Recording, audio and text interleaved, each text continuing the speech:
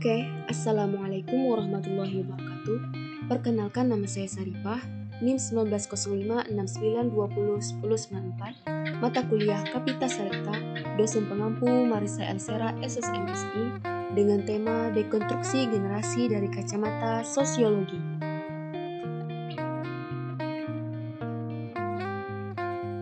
Oke teman-teman, di sini saya akan menjelaskan apa itu dekonstruksi.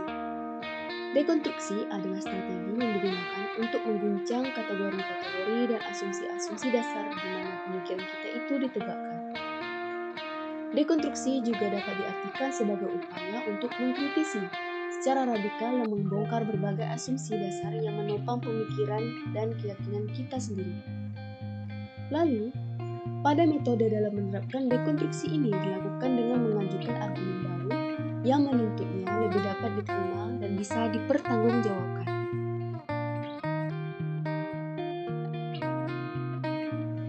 Nah, di sini ditulis pengertian dari generasi. Generasi ini adalah sebuah lapisan kaum muda atau disebut juga sebagai generasi milenial atau disebut juga dengan generasi Z. Pada kader potensial yang menginisiasi dan mengisi formasi kehidupan bermasyarakat, berbangsa, serta bernegara.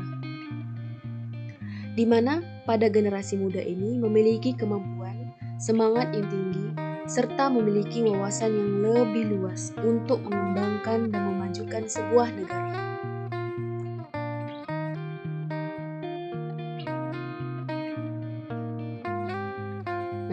Di sini dituliskan juga ada beberapa macam-macam dari generasi. Yang pertama itu ada organisasi politik, yang kedua adanya organisasi bisnis, yang ketiga adanya organisasi profesi, yang keempat adanya organisasi sosial. Pada Indonesia ini, kita sudah tahu bahwa Indonesia adalah sebuah negara yang sangat luas, yang telah memasuki era globalisasi, di mana yang paling rentan terkena dampak pada globalisasi ini adalah pada generasi muda sekarang, yaitu pada generasi Z, yang merupakan pemuda-pemuda Indonesia. Pada dampak globalisasi ini, ada yang berdampak negatif, ada juga yang berdampak positif. Nah, di sini saya akan mengambil dampak dari globalisasi ini yang negatif.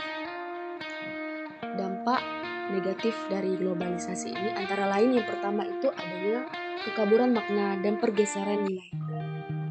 Di mana kekaburan makna dan pergeseran nilai di sini disebabkan oleh media massa yang dengan sengaja tidak secara langsung memamparkan budaya tersebut, namun mereka mengelola budaya yang akan disebarkan agar masyarakat lebih mudah dalam menerima budaya baru. Dengan pengelolaan tersebut, masyarakat akan secara tidak sadar menerima budaya baru dan akan diadopsi oleh masyarakat. Kemudian, dampak negatif yang kedua adanya media ciptakan gaya hidup sebagai cerminan budaya populer.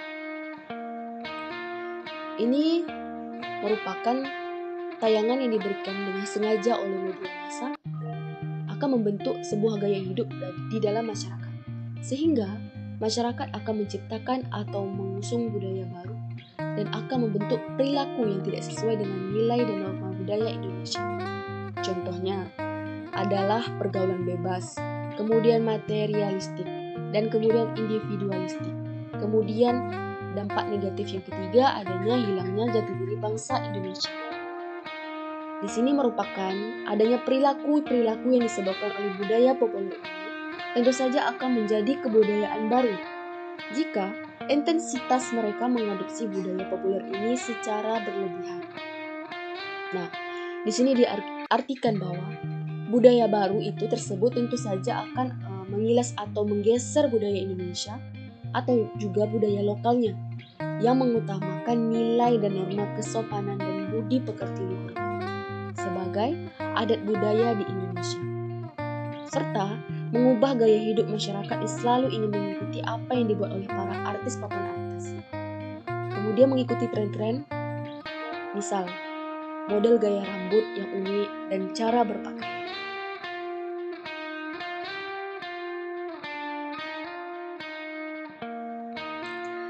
Lalu, pada isu ini yang sangat menarik sekali, yang muncul dari zaman ke zaman, yang mengalir dari generasi ke generasi di mana setiap generasi ini memiliki zamannya sendiri, serta memiliki kebudayaannya di dalam kehidupan. Adanya suatu perubahan tersebut terjadi pada perkembangan zaman dan teknologi. Pada dekonstruksi ini adanya ide-ide dari pemikiran yang terdahulu, lalu didekonstruksikan pada masyarakat yang mengikuti perkembangan zaman yang baru, dengan pemikiran yang baru, serta diiringi dengan pemikiran yang lama. Contoh yang bisa kita ambil di sini pada musik pop di Indonesia. Jadi musik pop itu bisa dibagi menjadi dua, adanya major label dan indie label. Lalu pada musik pop ini dijelaskan bahwa strategi pasar akan terus berjalan melalui proses standarisasi, di mana adanya homogenisasi dan komodifikasi produk. Kemudian pada musik pop di Indonesia ini sasarannya adalah masyarakat, di mana mereka terjebak di dalam kebutuhan semu yang diciptakan oleh industri budaya. Sebagaimana yang sudah saya jelaskan tadi, musik pop itu dibagi menjadi dua, adanya major label dan indie label. Major label ini di mana mereka berorientasi pada industri budaya yang menghasilkan keuntungan yang sangat besar. Lalu pada indie label ini dia lebih mengarah kepada permainan musik. Misalnya, pada gerakan indie ini merupakan sebuah alat alternatif dalam membongkar teks-teks industri budaya pada musik pop. Nah, disinilah bisa berhasil untuk menyusun kembali pada budaya musik pop. Disinilah masyarakat bisa terjebak dalam kebutuhan yang semu diciptakan oleh industri budaya.